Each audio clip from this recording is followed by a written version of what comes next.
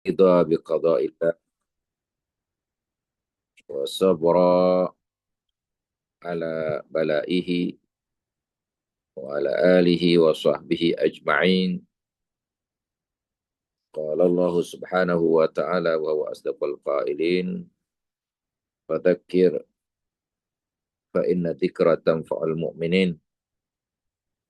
Allahumma iftah lana abwabal khair wa abwabas salamah wa abwabas sihah wa abwaban ni'mah wa abwabal barakah wa abwabal quwwah wa abwabal mawaddah wa abwabal rahmah wa abwabal rizqi wa abwabal ilmi wa abwabal maghfirah wa abwabal jannah ya arhamar rahimin, amma ba'd. Tuan-tuan, sahabat-sahabat yang dirahmati oleh Allah Subhanahu wa taala sekalian, manusia sentiasa mencari kebahagiaan. Ada yang menyangka kebahagiaan terletak pada harta, pada tahta, pada pangkat, pada jawatan, pada rumah besar atau kesihatan yang sempurna. Namun hakikatnya ramai yang memiliki semua itu tetap dalam kegelisahan. Sebaliknya kita melihat orang yang hidup sederhana diuji dengan kesusahan. Kehilangan orang tersayang, diuji dengan penyakit, namun wajahnya tetap tenang dan lisannya sentiasa menyebut Alhamdulillah, saya redha. Kan? Alhamdulillah, saya redha dengan ketentuan Allah Subhanahu wa taala. Apakah rahsianya? Ya? Apa rahsia ketenangan mereka? Jawapannya ialah redha terhadap qada Allah Ta'ala dan sentiasa mengingati mati. Ya? Oleh kerana itu, tajuk kita yang pertama, yang ke-9 ini, iaitu pada menyatakan redha dengan qada Allah Ta'ala. Nanti yang ke-10, kita khatamkan hari ini, iaitu apa dia? Sentiasa mengingati mati. Jadi dua bab lagi kita akan khatam insyaAllah hari ini. Dan kita akan cadangkan untuk bulan depan kitab yang baru. Ya. Jadi, tuan-tuan dan puan-puan, haji-haji, hajah-hajah, sahabat As-Saqafah yang dirahmati oleh Allah Subhanahu wa taala sekalian. Tajuk yang ke-9 ini iaitu bab yang ke-9 pada menyatakan redha dengan qada Allah Subhanahu wa taala. Penulis menyatakan, ketahui olehmu bahwasanya redha dengan qada Allah Taala itu maknanya suka hati akan segala yang dikehendaki oleh Allah Taala dan ketiadaan i'tirad. Maknanya i'tirad ini menyangkal, membantah. Ya.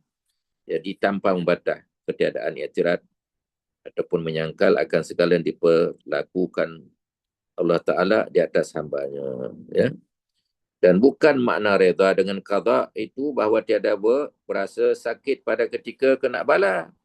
Dan bukan makna redha dengan qada itu meninggalkan di mana bukan apa? Bukan makna redha dengan qada Allah itu meninggalkan mendoa, meninggalkan berubat, dan bukan maknanya membiarkan mudarat datang kepada diri engkau serta kuasa engkau menolaknya. Bahkan menyuruh Allah Ta'ala akan dikau dengan mendoa. Itu dia sebagai info maklumat daripada Syekh pengarang kitab kita ini. Ya. Syekh Abdul Qadir bin Abdul Talib Al-Indonesi Al-Mandili. Ya. Di mana tuan-tuan, puan-puan yang dirahmati oleh Allah Subhanahu wa taala sekalian, qada dan qadar adalah salah satu rukun iman, kita dah sedia maklum. Ya. Apa dia qada? Qada itu ialah ya, ketetapan Allah yang azali. Ya, terhadap seluruh makhluk sebelum diciptakan lagi dah diqada'kan. Itulah kita wajib beriman kepada qada dan juga qadar sebagai rukun iman yang ke-6. Ya. Jadi qada itu ketentuan Allah Ta'ala yang sudah diazali, kita tak tahu. Ya. Manakala qadar ialah pelaksanaan ketetapan itu mengikut masa yang telah Allah tentukan. Ini rahsia Allah Ta'ala. Kita tak tahu. Ya. Malah Rasulullah SAW pernah bersabda, ya, di mana Allah telah menetapkan takdir seluruh makhluk itu 50,000 tahun sebelum dia menciptakan langit dan bumi. Ya. Maknanya dah ditakdirkan, dah dikadarkan oleh Allah Ta'ala sejak 50,000 tahun sebelum ciptakan langit dan bumi. Ini hadis sahih ni. Hadis riwayat Imam Muslim. Ini nak menunjukkan bahawa segala yang berlaku dalam hidup kita bukanlah sesuatu yang berlaku secara kebetulan.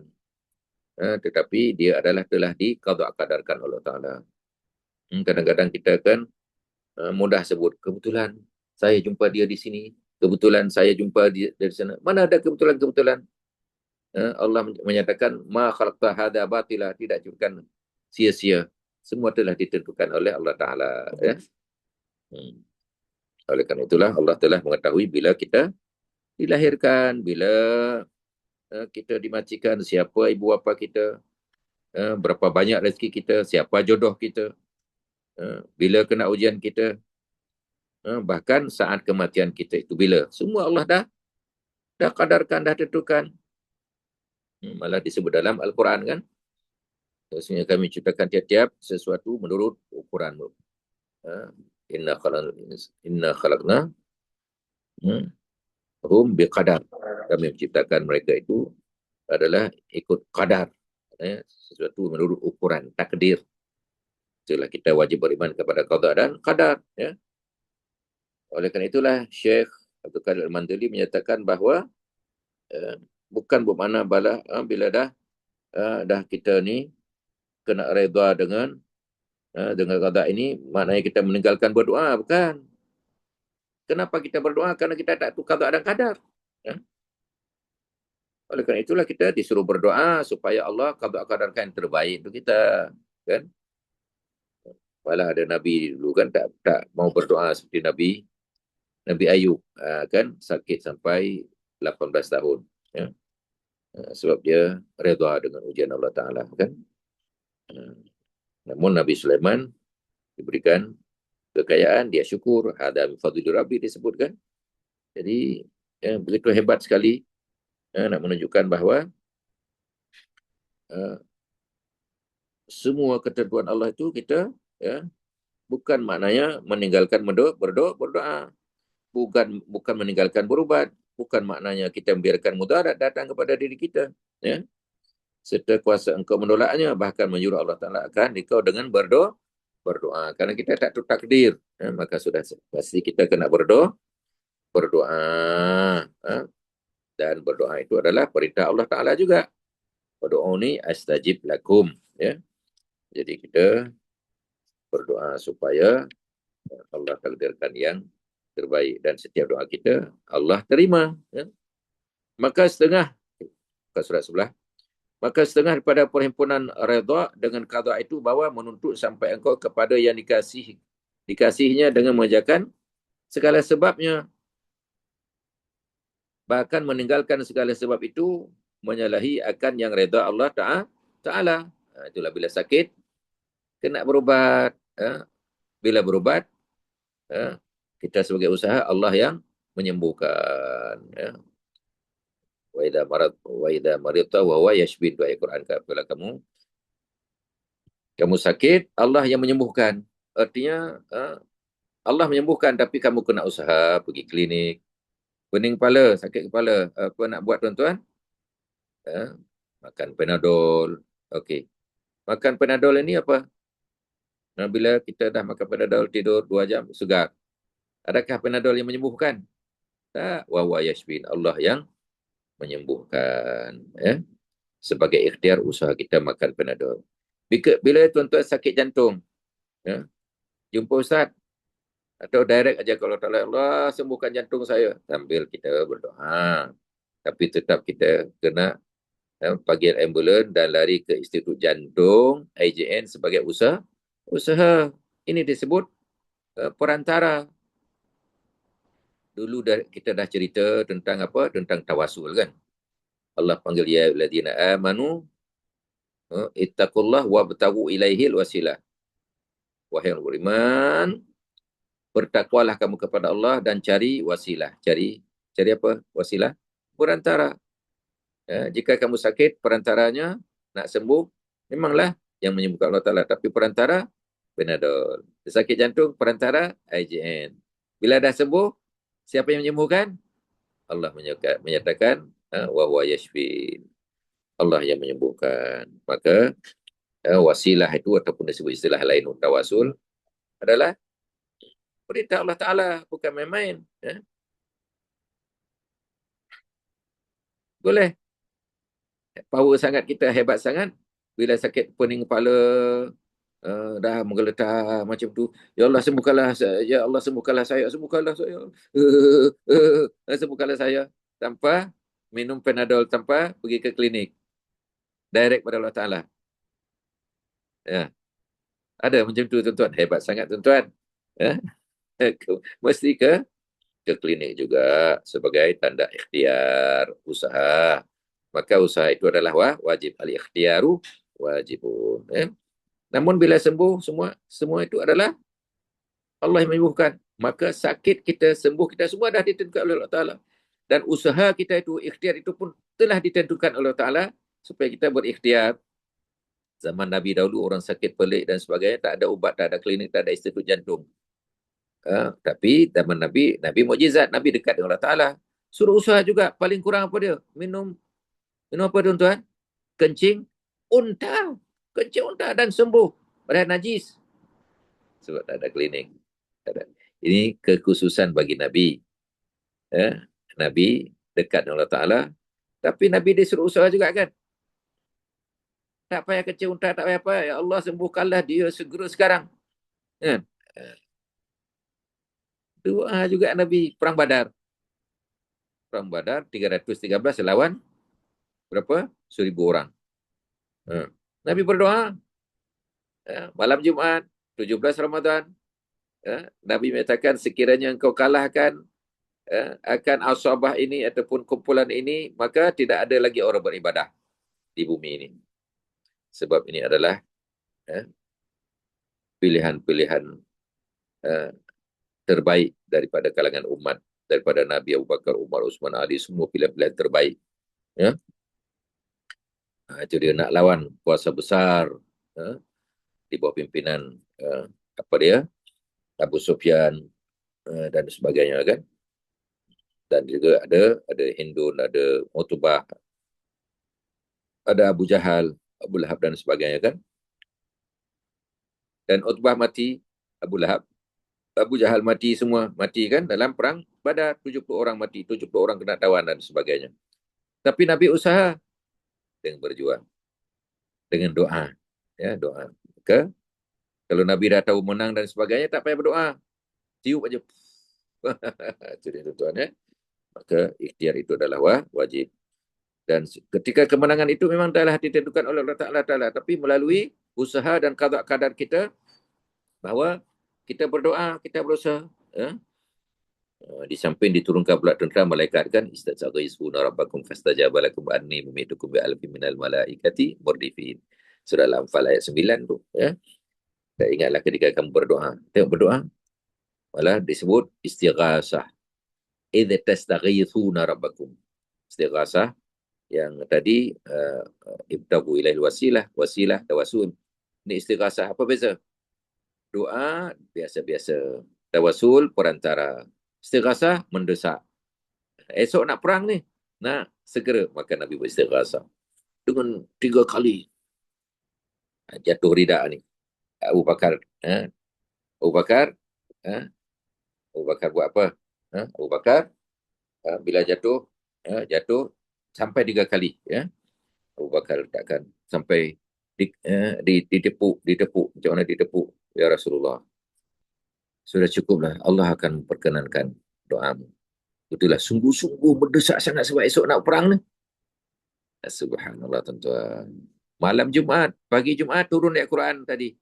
Istastaghithuna rabbakum fastajaba lakum anni mumiddukum bi alfin minal malaikati murdifin.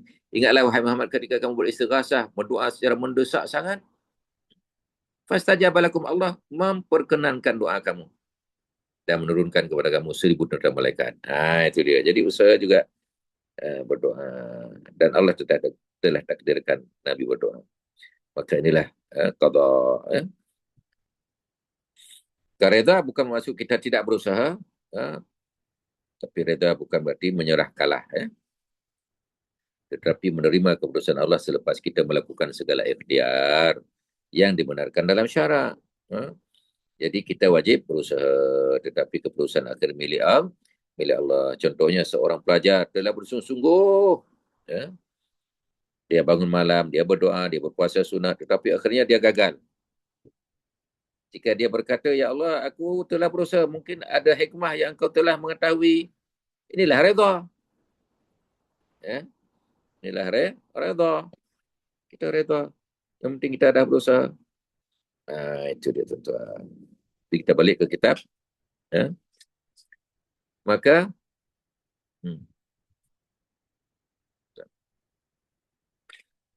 tuan-tuan, setengah pada perhimpunan redha dengan qada Allah itu bahawa menuntut sampai engkau kepada yang dikasihinya dengan mengerjakan segala sebabnya, bahkan meninggalkan segala sebab itu menyalahi akan yang diredai oleh Allah Ta'ala. Maka tiada daripada redha dengan qada Allah Ta'ala bagi mereka yang dahaga bahawa tiada menghulurkan ia akan tangannya kepada air sejuk, air dingin. Bahkan setengah pada reda dengan qada Allah Ta'ala bahawa dihilangkan dahaga dengan air. Dah dahaga, kena minum, kena usaha, kena minum air. Dan tiada ada pada reda dengan qada itu keluar daripada perintah syarak. Bahkan maknanya seperti yang telah lalu. Itu kena laksanakan syariat, kena patuhi. Ya, dalam syariat, jangan mencuri, jangan berzina dan sebagainya. Ya. Bila dah kita mencuri, dia kata, ini kata Allah Ta'ala, saya mencuri hari ini. Kata Allah Ta'ala, saya berzina hari ini. Ini orang Qadariyah yang menyalahkan kadar. Ya. Ini silap. Itulah ada ajaran sesat namanya Qadariyah. Sikit-sikit, Allah kadar. Tapi dia tak berusaha menjauhkan diri pada maksiat. Bila jatuh maksiat, dia kata, ini kata Allah Ta'ala. Dah ditakdirkan saya mencuri hari ini, saya berzina hari ini dan sebagainya. Sedangkan dia tahu itu haram, tapi dia tidak menjauhkan diri. Lalu menyalahkan qadar dan qada. Jangan macam itu, salah. Ya.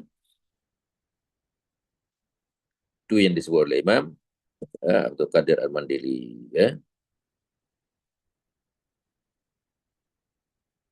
Bahkan maknanya seperti yang telah lalu, di mana ketiadaan menyangkal akan perbuatan Allah Ta'ala pada zahir dan pada hati serta bersungguh-sungguh pada menuntut sampai kepada segala yang dikasihi akan dia oleh Allah Ta'ala. Dan demikian itu dengan mengerjakan yang disuruh dan menjauhkan yang dilarang. Itu dia. Jadi Allah telah qadarkan hukum hakam, telah qadarkan halal haram, telah qadarkan syariat. Yang patutnya kita kena patuh akan syariat tersebut. Yang halal kita lakukan, yang haram kita jauhkan. Ini dia. Ya. Dan ketahui olehmu bahwasanya redha dengan qada Allah Ta'ala itu kelakuan yang dipuji lagi diwajibkan atas sekalian mukallaf. Itu dia. Jadi, redha dengan qada Allah Ta'ala itu adalah wajib. Dan perlakuan atau perbuatan itu adalah dipuji bagi sekalian yang mukallaf yang telah ditaklifkan akan perintah-perintah Allah. Dalilnya telah berfirman Allah Ta'ala, radhiyallahu anhum wa radu'an, telah reda Allah Ta'ala daripada sekalian yang beriman, yang mengerjakan amal, yang baik, yang soleh, dan reda mereka itu daripadanya. Itu di surah, dalam surah apa? Al-Bayyinah ayat 8. Ya. Itulah. Tuan-tuan, jadi dalil tentang reda inilah dia. Malah kalau kita buka dalam ayat yang lain surah Taghabun pun ada disebut.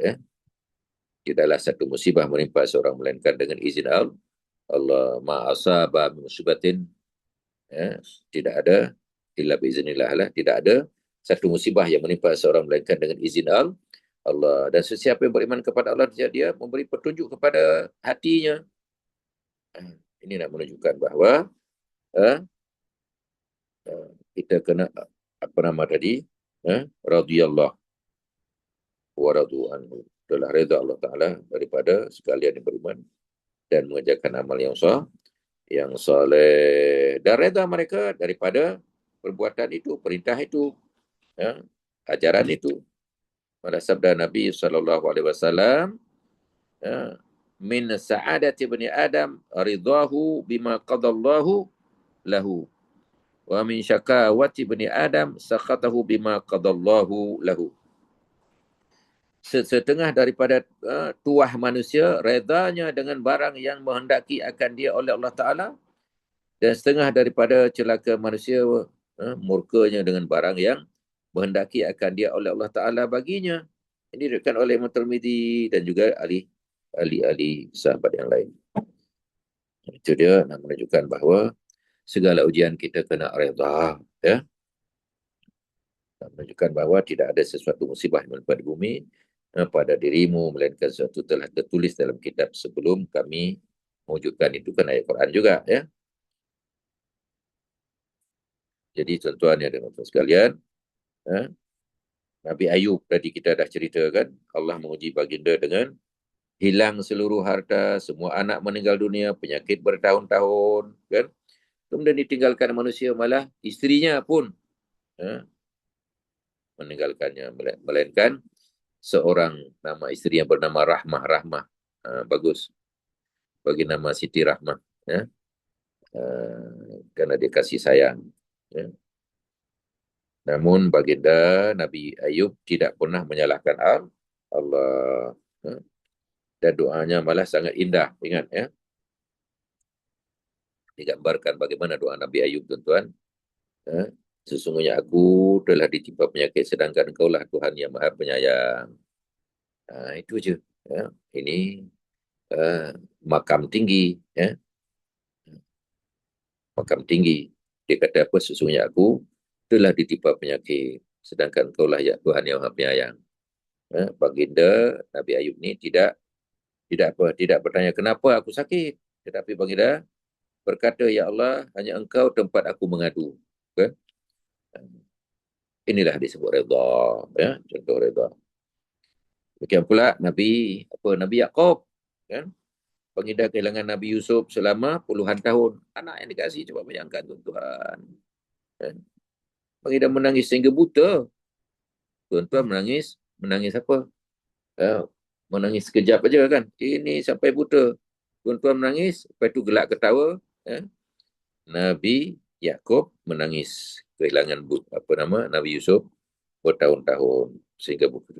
Namun baginda tetap berkata, sebenarnya aku hanya mengadukan kesusahan dan kesedihan aku kepadamu, ya Allah. Ini kan digambarkan dalam cerita surah Yusuf. Coba baca dua-duanya, ada adik-beradik, yang salah seorang adik-beradik kadang ada rasa iri, dengki dan sebagainya. Baca surah Yusuf, nangis semua. Baginda menangis. Namun tidak memprotes Allah Ta'ala. Ya. Jadi sama juga baginda kita Rasulullah SAW, baginda kehilangan ayah sebelum lahir. Umur 2 tahun dalam kandungan ibu dah diuji tak ada ayah, meninggal ayah. Kemudian 6 tahun diuji pula meninggal ibunya, ya, sejak kecil. Kemudian atuknya beliau berumur 8 tahun. Kemudian meninggal pula pada umur 50 Nabi, meninggal bapa saudara Abu Talib. Meninggal pula isterinya Khadijah. Malah 6 orang anak Nabi dah meninggal. Semuanya Nabi redha dengan ujian Allah Ta'ala. Tetap bersabda dalam Sahih Bukhari ada disebutkan, sesungguhnya mata menangis dan hati bersedih, tetapi kami tidak mengucapkan kecuali apa yang diredai oleh Allah Ta'ala. Redha dengan Allah Ta'ala. Inilah akhlak yang perlu ada pada setiap Muslim. Inilah yang disebut dalam hadis ini, di mana min sa'adati bani Adam ridha bima qadallah wa min syaqawati bani Adam sakhatuhu bima qadallahu lahu. Jadi setengah daripada tuah manusia redha dengan barang yang mendaki akan dia oleh Allah Ta'ala, dan setengah daripada celaka manusia ialah murkanya dengan barang yang mendaki akan dia oleh Allah Ta'ala. Dan bahwasanya redha itu kesudahan tuntutan ahli syurga. Redha itu adalah kesudahan tuntutan ahli syurga. Seperti mana firman Allah Ta'ala, Mada turiduna fayaquluna ridhaka. Mada turidun. Akan apa menghendaki kamu, wahai sekalian ahli syurga. Ahli syurga ditanya, nak apa lagi? Ya, dah dibagi makan, bagi minum, وعنبا وقضبا وزيتونا ونخلا وحدائق غلبا وفاكهة وأبا mata'an lakum wa li'an'amikum. Itu diberikan contoh buah-buahan, ada inab, ada macam-macam lah buah-buahan zaitun, buah anggur tapi tak sama dengan zaitun dan anggur yang ada di dunia. Zaitun wa nakhla, buah zaitun, buah tin, Allah bersumpah wa tin wa zaitun, dan sebagainya kan. Wa inab wa qalwa wa zaitun wa nakhla wa hadaiqa ghulba wa hadaik. Hadaik ini maknanya kebun-kebun yang lebat buahnya, macam-macam buah. Coba bayangkan. Dah dibagi. Dah bagi makan, minum dan sebagainya. Apa lagi nak? Itu dia tanya. Mada turidun? Selain itu, apa yang kamu nak lagi? Maka semua ahli syurga menjawab, fayaqulun ridhaka. Ya, redha engkau ya Allah. Itu dia. Selepas ditanya oleh Allah Ta'ala, akan apa menghendaki kamu, wahai sekalian ahli syurga, maka bersembah mereka itu menyatakan redha engkau wahai Allah yang kami inginkan. Hadiskan oleh Imam Abu Ya'la dengan sanad rijalnya yang sah, yang sahih, ya. Maka jika engkau bertanya kepada aku, eh, eh, maka jika engkau bertanya, betapa aku himpun antara redha dengan qada Allah, eh, seulangnya, maka jika engkau bertanya, betapa aku himpun antara redha dengan qada Allah Ta'ala dan benci akan kufur dan maksiat, dan kedua-duanya itu dengan qada Allah Ta'ala juga. Niscaya aku jawab bahwasanya kufur dan maksiat itu baginya ada dua pihak, ada dua golongan, ya. Kan disebut Allah Ta'ala, eh, imma syakir wa imma kafura, selepas diciptakan oleh Allah Ta'ala, kita di dalam perut ibu dah umur bayi itu biasanya 4 bulan dah boleh bercakap, tapi bila jatuh aja sebenarnya kita dah tahu, cuma kita tak boleh bercakap lagi. Yang boleh bercakap, yang bergerak 4 bulan kan, 120 hari.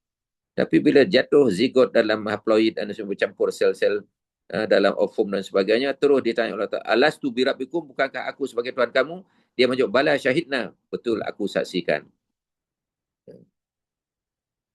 Itu dia.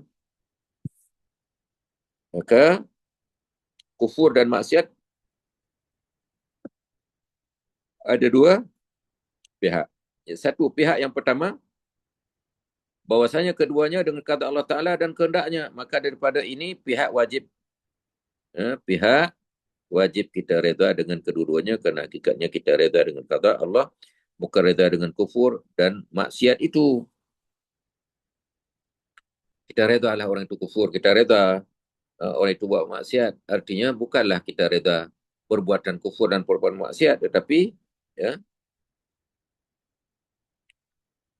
qada Allah Ta'ala.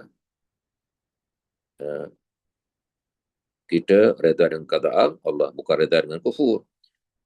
Reda dengan qada Allah Ta'ala. Jadi kita tak kecewa lah, mungkin salah seorang pada keluarga kita kan kufur dan sebagainya. Ini memang Allah dah qada'kan macam tu. Namun kewajiban bagi kita ya, melaksanakan perintah Allah Ta'ala, iaitu berdakwah. Tugas dakwah, tugas bagi nasihat, tugas bagi kaunseling dan sebagainya. Di samping tugas mengaji untuk pandai memberikan kaunseling, nasihat kepada orang lain. Kena ada modal, kena ada ilmu lah. Macam tuan-tuan perempuan ni dah nak khatam, mesti pandai lepas ini boleh mengajar kepada orang lain. Ya. Pihak yang kedua, bahwasanya keduanya dengan usaha dan ikhtiar orang yang berbuat maksiat. Maka daripada ini pihak wajib kita benci daripada keduanya dan wajib kita larang daripada keduanya. Seperti wajib kita menyuruh dengan kebaikan tadi kan. Kerana bahwasanya reda dengan dan benci itu tiada berlawanan keduanya apabila ada keduanya pada dua pihak yang berlainan. Dan kerana bahwasanya barang siapa menyangka akan bahwasanya meninggalkan menyuruh dengan kebajikan dan menegah pada kejahatan, masuk keduanya di dalam reda dengan qada Allah Ta'ala. Ya. Maka adalah seorang itu yang jahil, kerana setengah daripada qada Allah Ta'ala itu wajib menyuruh dengan kebajikan dan wajib melarang daripada maksiat, daripada mungkar. Ya. Itu dia tuan-tuan. Ya. Jadi itulah dalam kehidupan kita kadang-kadang kan seorang meniaga rugi RM500,000. Jika dia berkata Allah tidak adil, ini tidak reda. Tapi jika dia berkata, ya Allah, mungkin engkau ingin membersihkan dosa aku, mungkin menyelamatkan aku daripada perkara yang lebih buruk, ini reda. Demikian pula contohnya seorang wanita belum ada anak. Umpamanya guru ustaz yang baru balik ini tak ada anak ustaz, dah 3 tahun kahwin. Maka dia terus berubat, terus berdoa. Namun dia tetap berkata Allah lebih mengetahui waktu terbaik. Dibagi sekarang mungkin dia dua-dua sibuk, dua-dua bekerja. Tak ada yang jaga anak. Maka Allah memberikan kepadanya waktu yang terbaik. Dan dia menyatakan demikian betul. Dan Allah nak bagi padaku waktu yang terbaik itu ada anak. Ini disebut redha. Ya. Itu dia tuan yang dirahmati oleh Allah Subhanahu sekalian. Ya. Maka jangan menyalahkan akan Allah Ta'ala. Ya. Itulah disebut wajib kita melaksanakan perintah menjauhkan segala yang mungkar kan. Dan jika engkau bertanya betapa aku redha dengan bala, dia adalah bala itu pekerjaan yang dibenci, niscaya aku jawab dengan bahasa yang benci akan bala itu dengan tabiat dan redha dengan bala itu dengan akal. Dan sebab mengetahui akan besar pahala bala itu seperti redha orang yang sakit dengan minum ubat yang paling pahit kerana mengetahui ia akan bahwasanya ubat yang pahit itu sebab bagi sembuh penyakitnya hingga sukacita itu dengan itu ubat. Bahkan terkadang membeli ia akan dia dengan harga yang mahal dan mengupah ia akan doktor yang menikamnya dengan jarum, mencucuknya dengan jarum demi nak sembuh. Dan dah redha lah, diserah dirinya kepada doktor dan dia rasa sabar untuk tu walaupun pahit. Itu dia tuan-tuan tentang redha dia. Minum yang pahit, redha dia dicucuk oleh doktor dan sebagainya. Ini contoh lah, mudah faham ya. Dan dengan setengah daripada sebab rugi, dan setengah daripada sebab bagi redha dengan qada itu, bahawa engkau yaktikadkan bahwasanya ada bagi Allah Ta'ala hikmah pada segala pekerjaan yang menghendaki ia akan dia, sekalipun terkadang tiada mengetahui kita akan demikian itu hikmah. Dan bahwasanya kebajikan adalah ia pada barang yang Allah Ta'ala qadakan itu. Ya? Ada hikmah. Dikadakan. Kadang-kadang kita tertinggal bas, tertinggal pesawat dan sebagainya. Ada hikmah. Dengar-dengar 6 jam lepas itu bas yang kita tertinggal itu apa dia? Terkandas, terbabas. Kan ada hikmah setiap ujian itu. Kalau kita naik tadi, mungkin kita terbabas, kita tak tahu qada Allah Ta'ala. Maka kena redha. Walaupun dah habis tiket, ada sahabat saya pergi ke mana? Ke Andalus, ke Spain. Ke Spain, 3 kali tertinggal. Kenapa dia bawa beg besar? Dalam train tu tak boleh bawa beg besar. Ada saiz dia. Itulah kena study dulu. Patutnya nak pergi ke Spain dan sebagainya kan. Dia tak study, yang penting bawa aja beg besar-besar. Dan sebab masa malas nak basuh baju dan supaya nak pergi Dobi. Rupanya train di sana nak laju, dia tak nak bagi yang besar-besar. Yang mampu kita bawa aja hand carry. Yang biasa-biasa. Tak dibagi naik, dah apa? Dah batal lah tiket itu, kena beli tiket lain. Kena pastikan pula, kena tinggalkan beg itu di asrama anak, beli beg baru. Itu dia tuan-tuan ya, yang boleh naik kereta api. Ya. Itulah dia tuan-tuan, ujian kadang-kadang. Maka kita redha aja lah. Kerana kita ni salah sendiri. Tak pelajari dulu, tak baca betul-betul kan.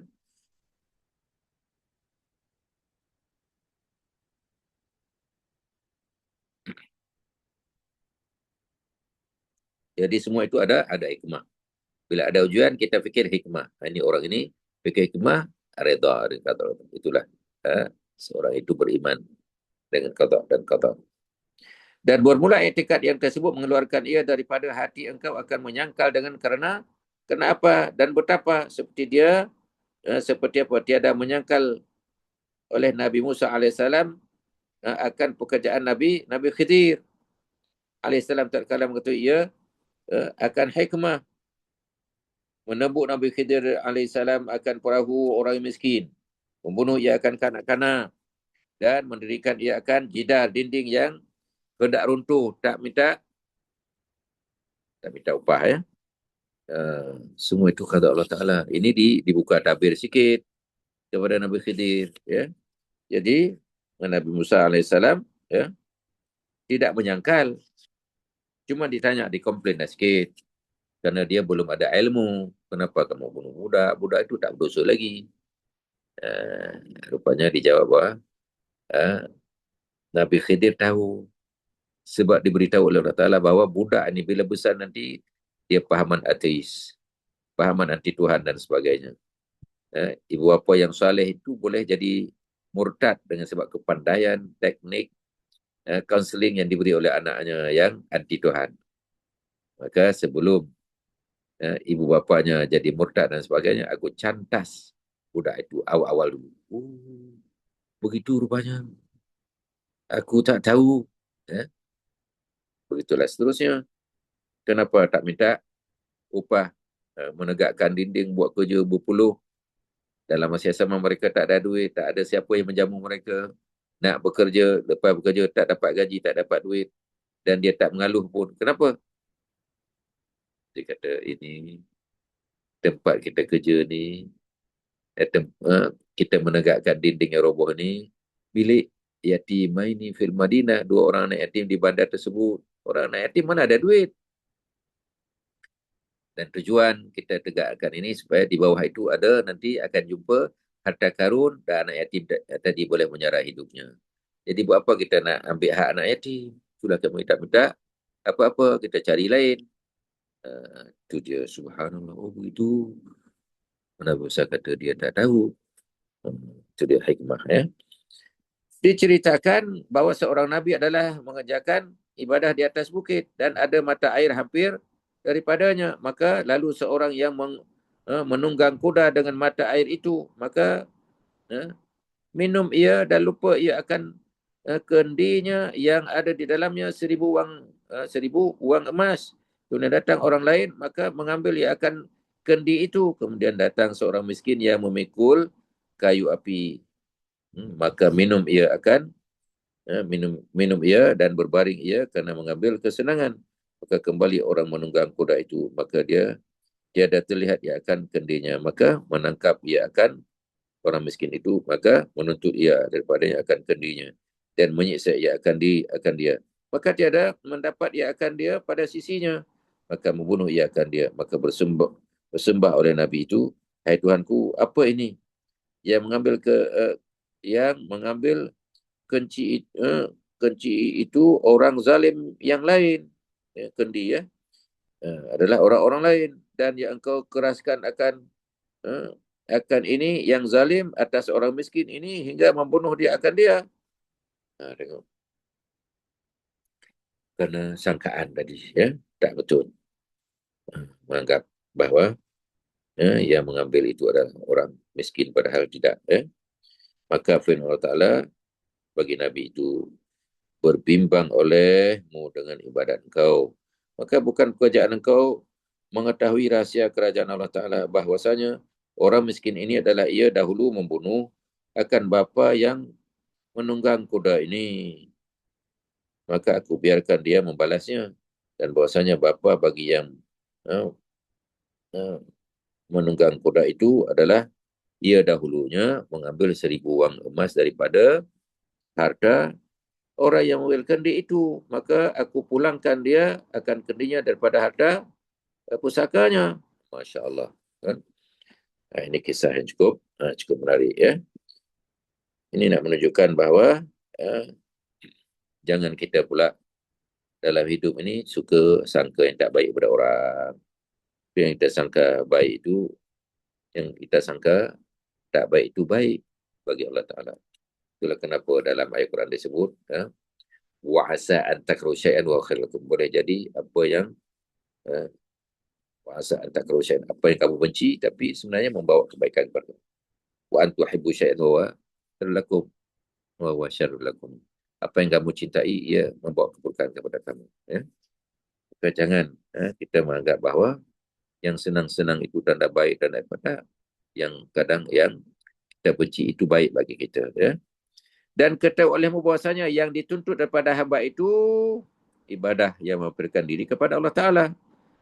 Itu tuntutan Allah Ta'ala. Ya. Apa dia? Wa ma khalaqtul jinna wal insa illa liya'budun. Tidak aku ciptakan jin dan manusia melainkan untuk beribadah kepada Allah Ta'ala. Ini tugas kita adalah menyembah Allah Ta'ala. Mengenal Allah Ta'ala. Ya. Belajar untuk mengenal Allah Ta'ala. Mendalami ilmu tauhid, ilmu fiqah dan ilmu tasawuf ini. Tiga-tiga ilmu ini tak boleh kita tinggalkan. Itulah Imam Ghazali menyatakan dalam kitab Ihya Ulumuddin, tiga-tiga ilmu ini ada dalam ni. Ini di Ihya Ulumuddin.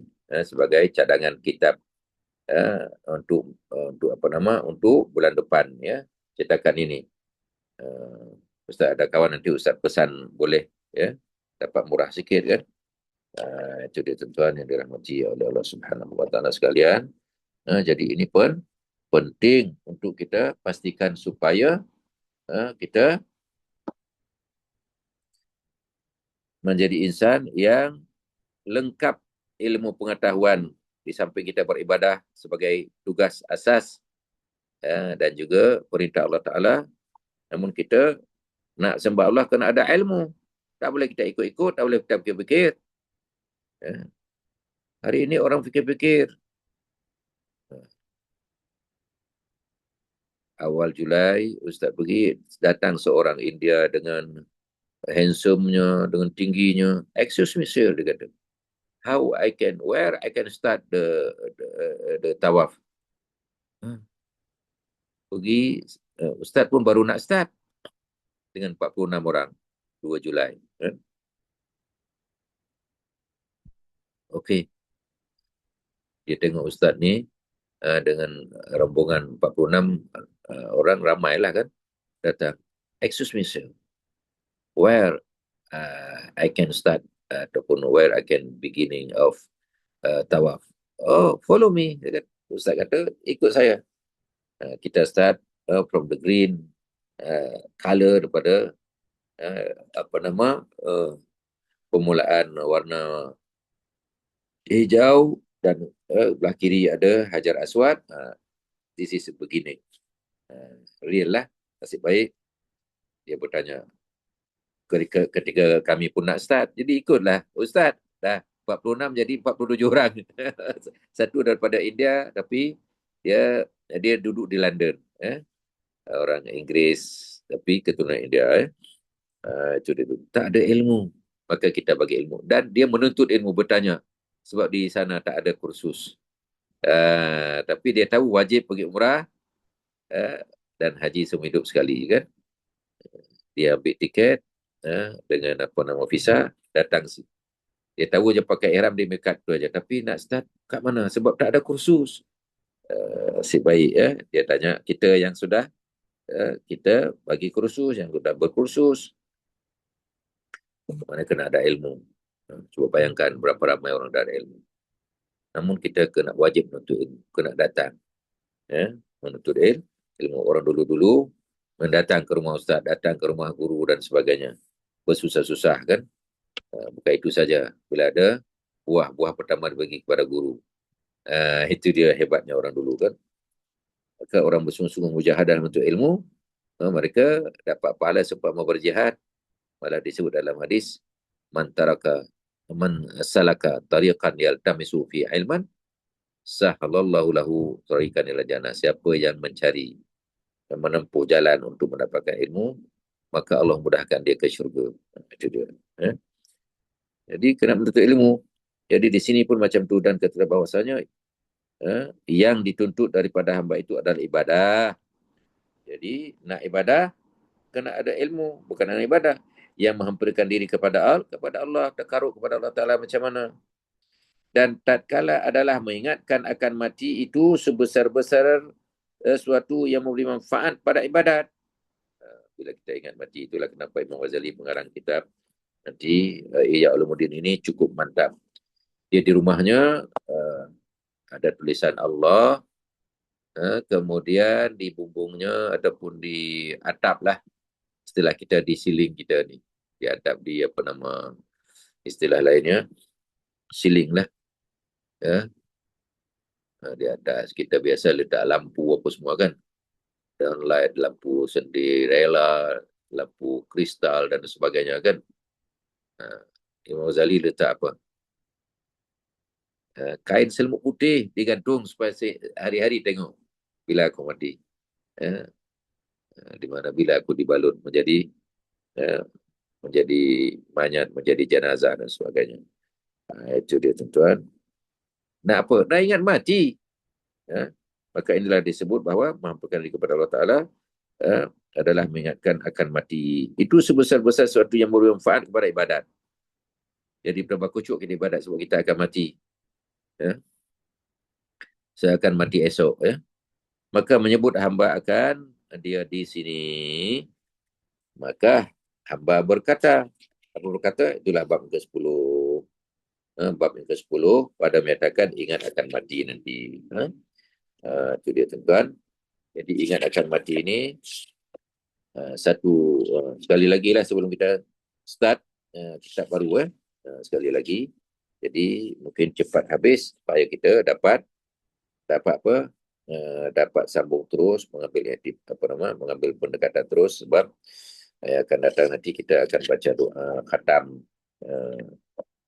seumpama khatam Sahih Bukhari lah, kita ambil lah doa khatam sikit, petikan daripada khatam Sahih Bukhari pada tuan guru Ustaz, supaya kita sama-sama menikmati akan doa khatam. Itu dia tuan-tuan yang dirahmati oleh Allah Subhanahu wa Ta'ala sekalian. Maka kita baca sikit depan dulu. Bab yang ke-10 pada menyatakan ingat mati. Okey, itu akan datang. Tak apa. Ini ada 5 minit lagi. Mungkin tuan-tuan nak bertanya. Lama tak tanya ni. Bab kita berat juga tu. Reda akan kata Allah Ta'ala, kita diuji macam-macam. Macam mana Ustaz ni? Tentang reda akan kata Allah Ta'ala ni. Macam mana Ustaz? Sudah tentu tuan-tuan akan terfikir ni. Yang mana nak reda ni? Anak deraka ataupun niaga ni kena scam. Macam mana nak reda Ustaz? Bila pencen, tiba-tiba pula skema pura-pura buat kawan dan sebagainya. Lepas tu, dah kena skema dah, 100,000 dah lenyap, dah lesap. Macam mana Ustaz? Macam mana nak reda Ustaz? Saya ingat-ingat dulu sampai anxiety. Itulah. Kita tidak ada reda ujian Allah Ta'ala menyebabkan kita kadang-kadang ujian yang berat, yang getir. Maka bila kita reda kepada Allah Ta'ala, semua itu adalah kehendak Allah Ta'ala. Kita usaha, kalau sakit, kita usaha dengan berubat, makan ubat dan sebagainya. Jadi eloklah Ustaz buka ni 5 minit lagi kepada tuan-tuan. Ustaz jet lag ni sebenarnya, tapi kerana rindu dengan tuan-tuan, tetap buat gagah je jet lag. Baru landing malam tadi, jam 12 baru sampai rumah. Tapi kerana ada kuliah subuh tadi, tetap Ustaz bangkit juga jam 5 dan sebagainya. Dan juga teringat pada tuan-tuan untuk kita sambung kitab kita ni, bab ke-9 ini, dan dah habis. Siri akan datang bab ke-10 terakhir. Jadi mungkin ada soalan, silakan.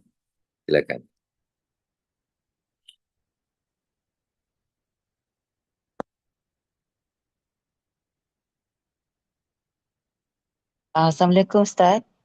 Assalamualaikum warahmatullahi wabarakatuh. Okey, dengan apa takdir qadar ni? Betul, qada. Okey, sebab kita tak tahu Ustaz, yang sama ada contohnya macam musibah ataupun ujian, Betul. dan bagaimana kita nak tahu adakah ini musibah kita ataupun ujian, dan macam mana kita nak hadapi tu, kita nak tahu adakah Allah dah ampunkan. Yelah, kita tak tahu, tapi maksudnya ada tak tanda-tanda yang positif supaya kita lebih positif, ataupun kita rasa macam sedih, tertekan. Contohnya macam kita takut benda tu musibah. Macam mana tu Ustaz? Bagus, bagus, bagus. Uh, adakah musibah dan sebagainya? Uh, adakah ia sebagai ujian dan sebagainya? Maka tadi sudah kita jawab sebahagiannya. Ya. Macam mana nak tahu? Kan? Jadi tuan-tuan yang dirahmati sekalian, qada tadi kita dah sebut bahawa dia satu ketetapan, satu keputusan daripada Allah Subhanahu Wa Taala. Ya. Sejak azali. Ya. Mana kadar-kadar pelaksanaan akan berlakunya ketetapan tersebut pada masa, tempat dan cara yang Allah tentukan. Ya. Maka seperti mana tadi, supaya tak kecewa kita nak menghadapi. Jadi bila kita dah beriman kepada qada-qadar bahawa Allah telah menetapkan sejak azali bahawa seorang itu akan lahir, seorang itu akan diuji dengan apa? Dengan penyakit, diuji dengan kerugian dan sebagainya. Maka sudah ada contoh Nabi-Nabi, Rasul-Rasul. Tadi yang sakit siapa? Nabi Ayub. Kan? Yang kena ujian kehilangan anak yang disayang siapa? Nabi Yaakob. Ya? Dia tetap walaupun Nabi menangis dan jadi buta pula. Mungkin tuan-tuan perempuan tak jadi buta, barulah anxiety ke apa semua. Kerana banyak terfikir kan. Abaikan. Ya? Abaikan. Tidak ada sesuatu musibah menimpa di bumi pada dirimu, melainkan semua itulah tertulis dalam kitab sebelum kami wujudkan. Sungguh yang demikian itu adalah mudah bagi Allah Ta'ala. Ya? Namun, tuan-tuan, bagaimana memahami dan berhadapan dalam kehidupan? Contoh tadi, ya, dah kita berniaga rugi, dah kita buat kerja, umpamanya kita tanam apa sekarang ni, durian, ataupun seorang petani menanam benih, membaja, menyiram, semua itu adalah ikhtiar. Namun, sama ada tanaman itu subur, rosak, kena banjir, atau menghasilkan tuaian yang banyak, semua berlaku dengan qada Allah Ta'ala. Namun seorang mukmin tetap berusaha sungguh-sungguh, kemudian bertawakal dan reda dengan keputusan Allah Ta'ala. Jadi, Kak tadi kena apa? Kena sabar, kena serah bulat-bulat kepada Allah Ta'ala. Dengan itu kita tidak akan sakit, kita akan tenang. Ya. Jadi nak menghadapinya, itulah dengan mengambil contoh-contoh. Nak menghadapi apa? Qada tadi. Ya.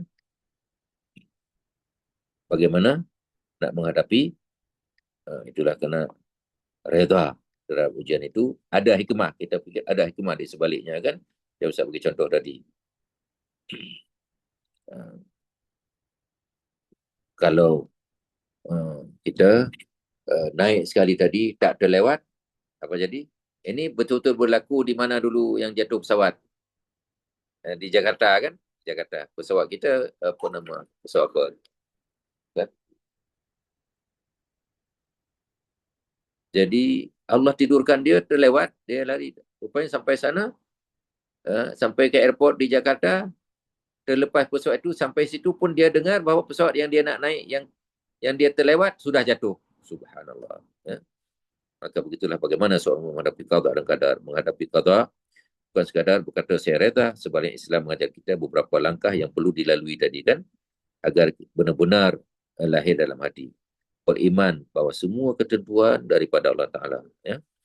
Maka ini meyakinkan kita bahawa setiap berlaku telah diketahui oleh Allah Ta'ala dengan ilmu Allah, dengan hikmah yang manusia tak tahu. Hikmah yang paling besar. Jadi Allah tidurkan dia, hikmahnya apa dia? Dia selamat.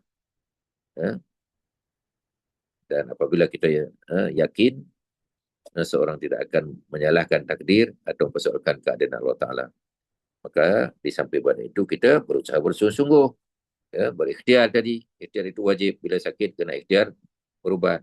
Ya. Dah rugi tadi, kita ikhtiar mungkin Salah, ilmu tak cukup. Kita percaya orang yang mana dia bagi apa nama disebut angin-angin. Oh, ini kalau meniaga ni, akak nak meniaga sendiri boleh aja. Tapi kalau saya meniaga nanti untung akak tak payah penat. Saya akan bagi untung 20% dan sebagainya kan. Kita pun dah bagi, kita tengok dia orang surau dan sebagainya, yakin. Pernah satu universiti dulu, yakin. Rupa-rupanya ujung-ujung dah dia pun hilang, lesap, kita pun macam stres lah. Kawan sendiri makan kawan kan. Terus nak buat macam mana? Itulah kita serah kepada Allah Ta'ala. Serah kepada Allah Ta'ala.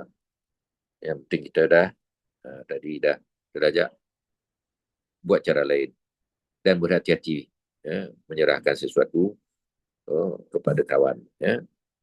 Itu dia. Yang penting kita usah lagi. Gagal, mungkin ada kita bangkit gagal kali ini, sekali mungkin aku akan berjaya 1000 kali. Begitulah seterusnya. Yang penting ikhtiar adalah wajib. Ikhtiar pun dapat pahala ibadah. Hasilnya diserahkan kepada Allah Ta'ala. Kemudian bertawakal selepas kita berusaha. Dan apabila kita bertawakal, bermakna bukan meninggalkan usaha, tapi bergantung hati kepada Allah setelah berusaha. Bersabar pula ketika ditimpa musibah. Itulah dia sebagai salah satu cara dia boleh bersabar ditimpa musibah. Dan inilah Allah Subhanahu Wa Taala kan sebut dalam Al-Quran kan, surah Al-Baqarah malah berilah kabar gembira kepada orang yang sabar, iaitu orang-orang yang apabila ditimpa musibah mereka berkata inna lillahi wa inna ilaihi raji'un. Ini daripada Allah Taala. Allah kepada Allah akan kembali. Jadi tenang kita, tak akan jadi anxiety Kemudian reda dengan keputusan Allah Ta'ala. Itulah sebabnya. Reda dengan keputusan Allah Ta'ala. Selepas saya berdoa, terima kasih kepada Allah Ta'ala dengan hati yang lapang. Malah Nabi SAW menyatakan bahawa sungguh menakjubkan urusan seorang mukmin. Semua urusannya adalah baik. Jika mendapat nikmat dia bersyukur. Jika ditimpa musibah dia bersabar. Maka itu juga baik baginya. Jadi inilah dia. Jadi kita tak stres. Orang beriman tidak akan stres kalau ada ujian-ujian itu ada hikmahnya.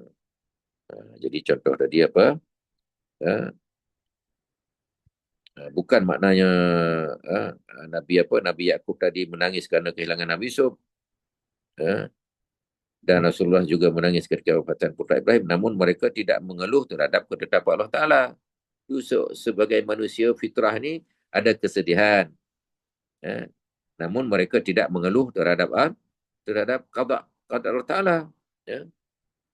Dan last sekali bersangka baik. Ada husnuzan. Yakin bahawa setiap betul Allah Ta'ala punya hikmah tadi. Walaupun kita belum memahaminya.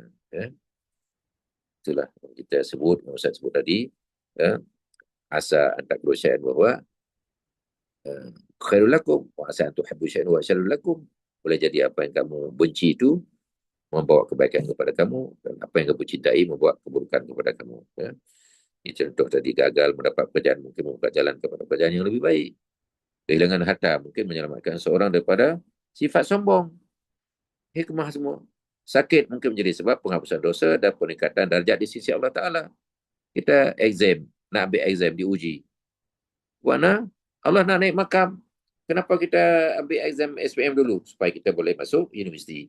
Kenapa kita masuk universiti dan lulus dan bersungguh-sungguh dapat degree? Viva pun berusaha supaya dapat master. Kenapa kita berusaha lagi? Master supaya kita bersemangat nak ambil PhD. Begitulah.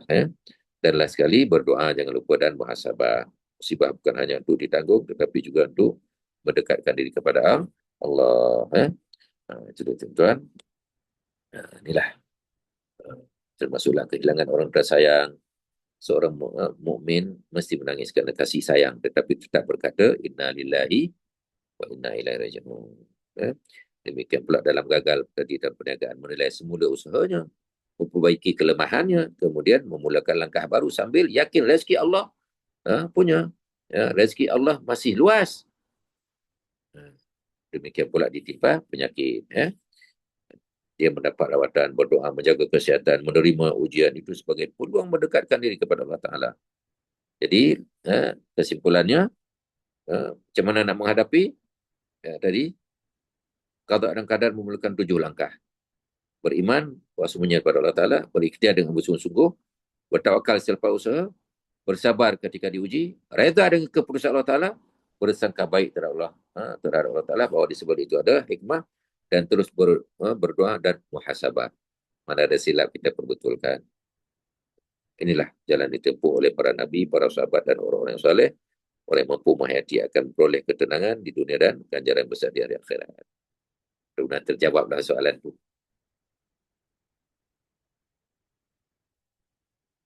Ada soalan lagi? Kita lambat start tadi, 5 minit kita lambat habis. Okey, mudah-mudahan terjawab ya, Kak. Ya Ustaz, terima kasih. Ya, sama-sama. Jadi nanti saya bincang dengan Hakim, dengan Wafi. Ini kitab ni memang yang cetak kawan Ustaz. Ini yang terbaru lah dikira ni. Ada cetakan lama, tak ada lagi. Ya. Ini gagasan. Dua-dua ni kitab Ihya Ulumuddin ni, dia mukhtasar. Kalau dia punya syarah, Ustaz pun ada 4 buah kitab, 4 jilid. Jadi elok ini Ustaz baca syarah nanti, kita syarah. Dan pure daripada Imam Ghazali terus kan. Supaya kita dapat ilmu dan kepahaman, sebab ini adalah petikan-petikan ringkas daripada kitab Ihya juga. Namun dia ambil yang penting-penting keperluan asas permulaan nak mengenal ilmu tasawuf, dan huraian dalaman ini adalah lebih mantap kerana dia 3 ilmu di sini sebut. Ilmu fiqh, ilmu akidah dan ilmu tasawuf. Dibandingkan bagaimana fiqh ini dalam pelaksanaan ilmu tasawuf. Demikian pula akidah bagaimana dalam konsep tasawuf. Jadi digabungkan cukup cantik ya, sebagai sambungan daripada kitab kita yang akan khatam bulan depan insya-Allah ya. Jadi kalau setuju nanti Ustaz akan tolong berikan boleh ya. Dan akan bincang dengan pengurusan insya-Allah. Okey, mohon ampun dan maaf Ustaz Jetlag ni mengantuk. Sorry. Ya. Kalau ada soalan apa-apa nanti lepas-lepas zuhur boleh tanya personal 016-278-3653. Terima